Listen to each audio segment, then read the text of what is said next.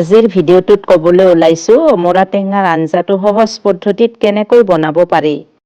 প্ৰথমতে অমৰা টেঙাখিনি ভালকৈ ধুই লৈ প্ৰেছাৰ কুকাৰ এটাত বইল কৰি ল'ব।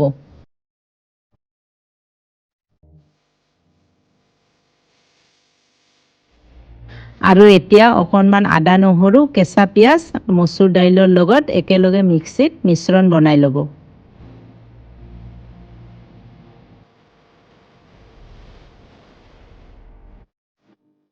এতিয়া মিশ্ৰণখিনি উলিয়াই লৈ অকণমান কেঁচা পিঁয়াজ, অকণমান নিমখ, অকণমান হালধি আৰু জিৰাৰ গুড়ি অকণমান দি সানি ল'ব।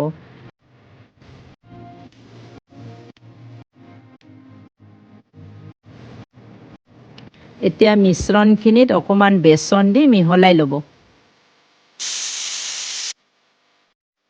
এতিয়া অমৰা টেঙাখিনি বইল হোৱাৰ পিছত এখন থালত উলিয়াই ল'ব। এতিয়া মিহলাই থোৱা মিশ্ৰণখিনি বৰা বনোৱাৰ কাৰণে এটা কেৰাহী বা এখন টাৱাত অকণমান তেল দি বনাই ল'ব।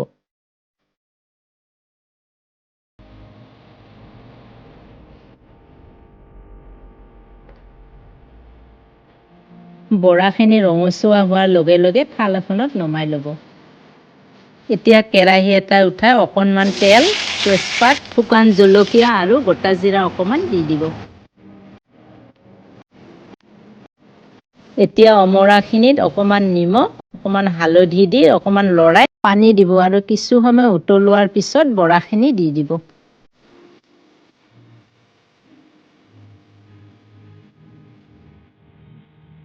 এতিয়া বাতি এটাত নমাই কেঁচা ধনিয়া পাত ছটিয়াই দিব।